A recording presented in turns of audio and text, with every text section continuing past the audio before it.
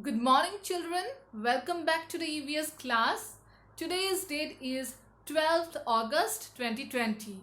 So, in our previous class, we have talked about rain and how rainwater goes to different sources of water, right? Or water bodies. Then we have learned about natural and man-made or artificial water bodies. And then we have learned about rainwater also, right? So today we will be discussing the same topics but with the help of pictures. So let's begin the class. So what is the name of the lesson that we are doing? It is lesson number 5, water, water everywhere. Now let's start it. So we have already come to know that the main source of water is the rain, right? Now this rainwater gets collected in some water bodies. Now what are those water bodies? These are seas, oceans, lakes, rivers, ponds, wells, streams and waterfalls. So these are some of the water bodies that we are going to discuss. Clear? Let's move towards this one. Now some water bodies are very huge, such as oceans and seas. Now ocean, as you can see in the picture, on the left hand side is the ocean and on the right hand side is the sea. So these are very huge, but ocean is the largest water body. Even sea is smaller than ocean, but ocean is the largest water body. Therefore these two are the huge water bodies where we can get lots of water. Clear? The next we are going to learn about some water bodies are smaller than oceans and seas. So if we compare to seas and oceans, these water bodies are very small. Okay, now what are those water bodies? Let's check it out. The first one is river. You can see the picture of the river here, right? So this is the river. Then the next is lake. So lake is surrounded by land. Next is the picture of the pond. Pond is the pukhuri. In every villages, mostly in Assam, in every villages, if you visit there, you will see that people are having ponds and there are lots of fishes also. They used to catch fish and we used to consume it, right? We used to eat those fishes, crabs, prawns, right? So that is the pond. And then we have the well. Well means kua. So well, you are going to find this in most of the houses and I think some of you might have it also. So the above picture shows the outside of the well, how it looks like, and the below picture shows the inside of the well, how the water is there. It has to be dig very deeply to get the water from the underground, and we have to tie a rope with a bucket, and then we have to bring the water, pull it water from the down. So this is how the well works. Then we have the stream. Stream is like a river, but it is very small, very much smaller than the river. And then we have the waterfalls. If you have visited Cherrapunji, Shillong, then other hill stations, then it is a very familiar sight to you, right? I guess. So there are lots of waterfalls on the way when you go to a hill station.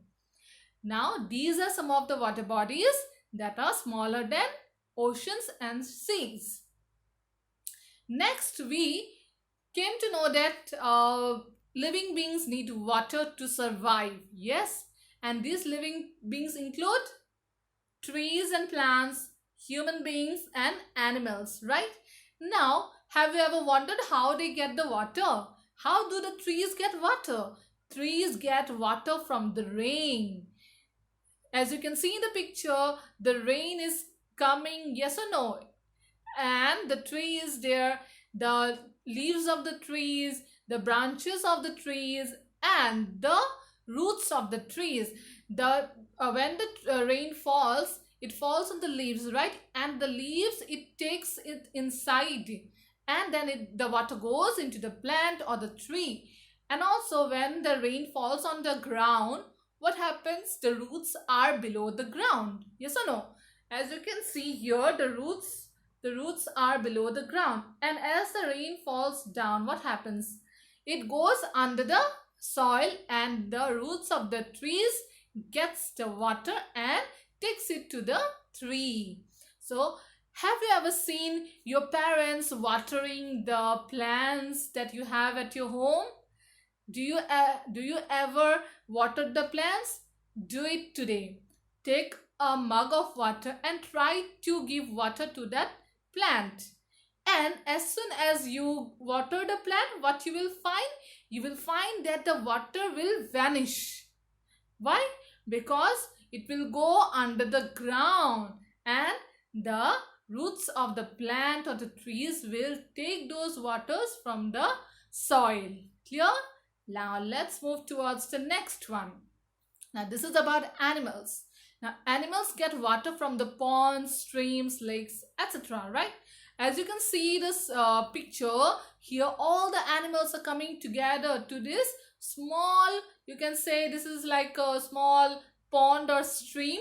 So here they are drinking water. They are getting themselves water from this water source.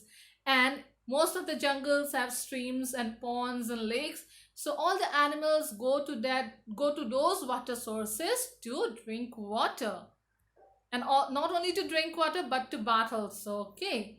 Next we have, this is for us. We get water from, if you see here, we get water from the sources through taps and pipelines. Now how do we get it? Now this is a picture here. Okay. Now the rain here is falling. Okay. And this is the river. This is the river that is going. And from the river, there it will go to the storage. There is a storage, and with the help of a pipe, they will connect a pipe and it will go to the storage. A large storage like a swimming pool will be there, and they will collect the water there. Okay. And this water will go to this machine house where they will clean the water. We have the AquaGuard to clean the water. In the same way, they have a house where they have big machines where they will purify and clean the water.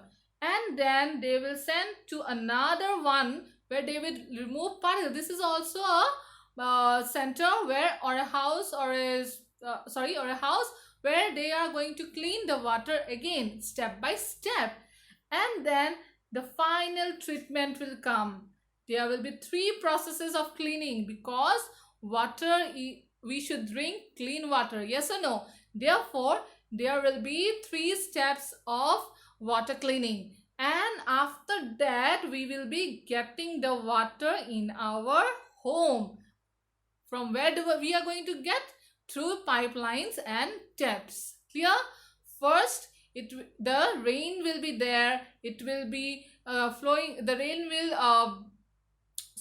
rainwater will be going to the rivers. Then from rivers, the pipelines will be connected to the storage where they will keep the water. And from the storage, they will go to the first cleaning the process, then to the second cleaning process, then it will go to the third cleaning process, and then we are going to get the final safe pure water. Clear? So this is how we get water. Next, we have talked about sources of water, that there are natural sources and man-made sources or artificial sources, right? Natural sources means the ones which we get it from nature, like rain, river, pond, lake, ocean, sea, spring and waterfall. Now man-made or artificial sources are well, borewell, tubewell. Now I have shown you the picture of the well. Man has to dug it. Man has to dug deep under the ground so that they can take the water. So as here men are making the tube well, therefore it is artificial sources of water. In the same way, there are borewell and tube well also, where we used to put the pump, water pump, and then we used to get water. Clear? Now let's move to this picture. Look at the picture below. Where are the water bodies getting the water from? Let us find out. So here, let us find it. I'm going to make it big. Now, here you can see rain is the main source of water, right? Sorry? Okay. The rain is the main source of water. It is raining. Yes or no? And also, the water, the ice is also melting. Yes or no? So from the ice also the water is coming because it is melting. Then here it is coming as a river, right? It is coming as a river, and then it is flowing towards the sea and ocean. And the rain also, it is coming to the ground, and then it is getting inside the ground. Yes? Then we have another one, which is the stream. Then in the stream we will be getting the fresh water. So this is how the sources of water, all the sources of water gets the water from the rain. Now let's move towards the next slide.